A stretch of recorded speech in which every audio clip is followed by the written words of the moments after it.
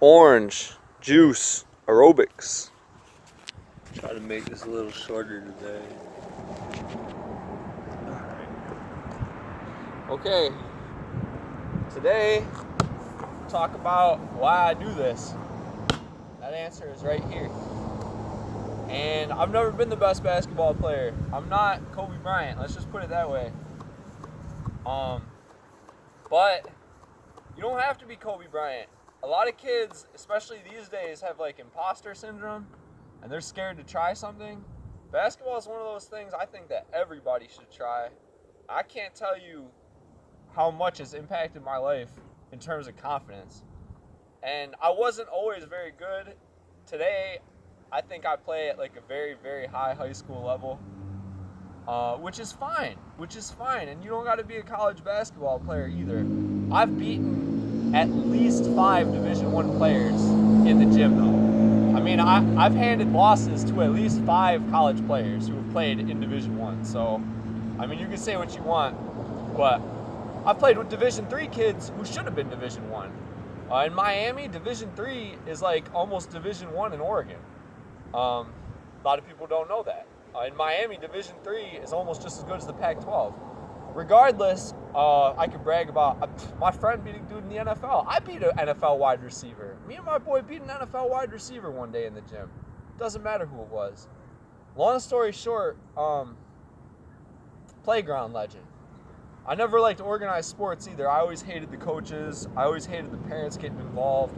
There's always too much politics with high school sports. I always liked the playground better. And that's why I do these drills though, is to try to become a better player. Now I'm about to turn 35, so I'm getting older. I'm turning 35 in February.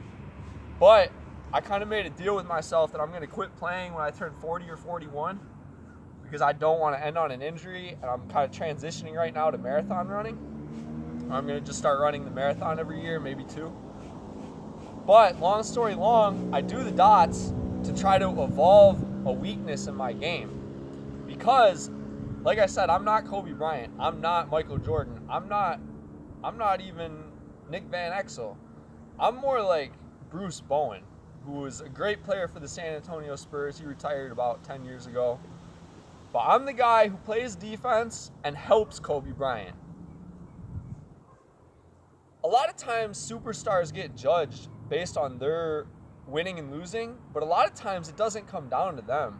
Kobe can't win the game by himself, and I use Kobe as an example because he's your atypical scorer. Him and Iverson are like my ideal teammates because I don't even want to play offense. If I could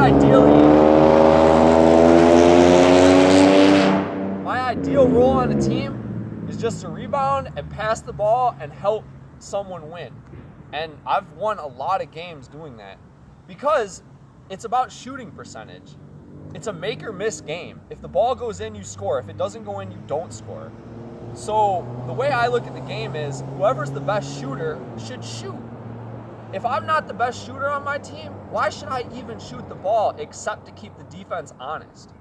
So my philosophy on the game is if you're playing to win, play the percentages. And if you're not the best offensive player, there's a lot of aspects of the game that aren't based around scoring.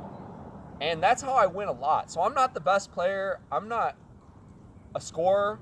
But I win at least 95% of my games at the park. I mean, I don't lose very often, even in 5-on-5. And that's because I play intelligently. And that's why I do the dots, is to evolve an aspect of my game that I haven't had in the past, which is taking people off the dribble. So the way I win a lot is by passing a lot, and I don't ever really try to like shake somebody. Like I have a couple moves. I mean, you need a move and a counter, but I don't try to win like that. But I'm gonna talk about the crossover right now. I'm gonna try to make this quick. Long story long, the way I play offense, defense is about lifting weights and being strong. Defense is about just having a bully mentality. Offense is a finesse game. So the way you want to play offense, especially if you're not 6'6" or you don't have any like real natural gifts, is you want to let the ball do the work. So the ball weighs 1.5 pounds. So I'll pass the ball, and I'll hope a lot of times that the guy who I pass it to doesn't even set it down and just passes it again. because then you pass a man open. Because then the defense has to rotate, and by the time the person gets the ball in the second pass, they're gone already. So that's how I like to play offense. That's how the Spurs play offense. That's why I like the Spurs. That's how the Pistons used to play. Rip Hamilton was a master of this. Regardless, I love the way Rip Hamilton plays offense. Regardless, I'm kind of a mix between Rip and Chauncey, actually. I'm kind of a mix between Rip, Chauncey, and Tay, actually. Regardless, long story short, you want to not rely on your dribble. You don't want to have to be flashy. But if you do, work on this. But you don't want to have to be flashy. You want to have the game come to you. And that's how you win a lot. And that's intelligent basketball. But I do the dots because I'm not very good at scoring. So now I'm getting quicker, right?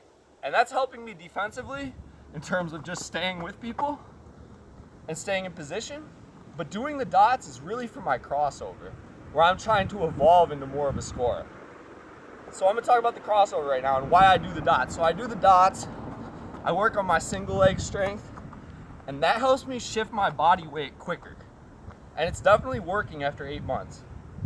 Long story short though, there's a few ways to do it. But a lot of players, like Jamal Crawford, he'll go, a lot of players, they do a big jump, like, and they'll go.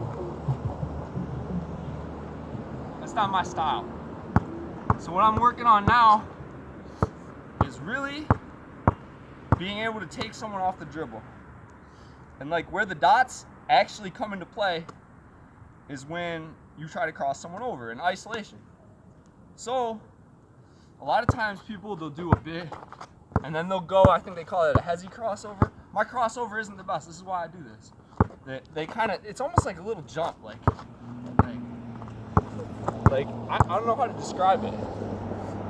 I do the crossover like this, and this is how I would teach kids to do it too. I try to distract people because I might not be the fastest, which is why I do the dots. But a lot of times I'll point and then I'll cross, or I won't stutter at all. No hesitation.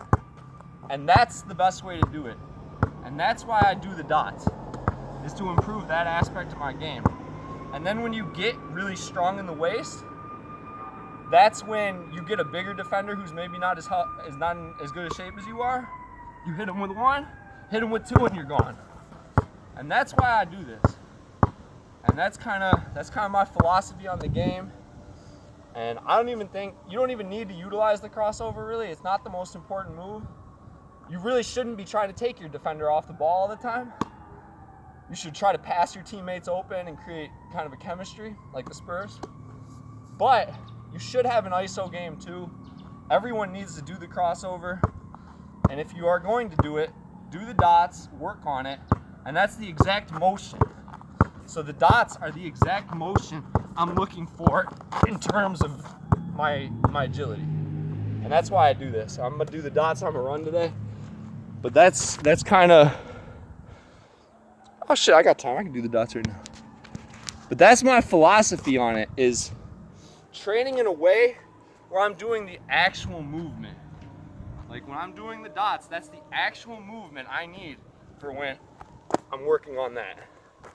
So it's about training in a way where you're working on the actual movement that you're going to use in the game. Why not just do exactly what you need to do in practice?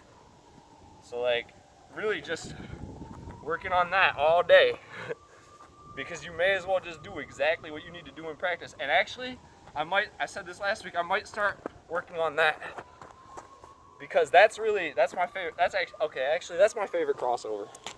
And actually I saw Damian Lillard do this. So I kind of stole this from Dame. I like this one. Fuck. Crossed myself over that time. You know, that's when you look stupid, but this is my crossover though. I like to hit him with the pepper shake. I like to point. I like to hit him with the pepper. And really that's what I almost need to do also with the dots. Is just work on my shake. And that's what the point of the dots is. Long story short. Otherwise, I'm gonna do the dots. I'm gonna run a mile, and then I ran 7 miles this week, something like that, 6. I think 7, something 6, and I lifted weights 4 times in 8 days. So last week I ran 20 miles, but I only lifted once. This week I lifted 4 times in 8 days, but I only ran 7 miles.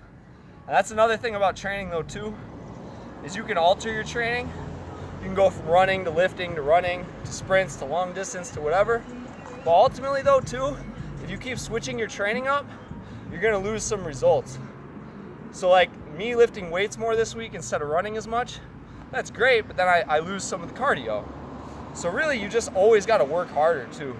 And a lot of people will blame genetics and not really understand the psychopathic mindset of some of these people in terms of winning. Where you don't ever want to blame genetics. Like, I'm not the most genetically gifted human being, but you won't ever see me making excuses because you don't ever want to blame that. You always want to feel like you got a chance to win. Muggsy Bogues was 5'5". I mean, and he played in the NBA. So you got to always feel like you got a chance to win. And then you got to always feel like you can outwork your opponent. But switching up your workout will mess you up too. So I might go back to just running more again next week. But you know, I'm on a big health kick right now. We'll see how it goes. And that's why though, is because I want to play my best basketball at 40. And then I'm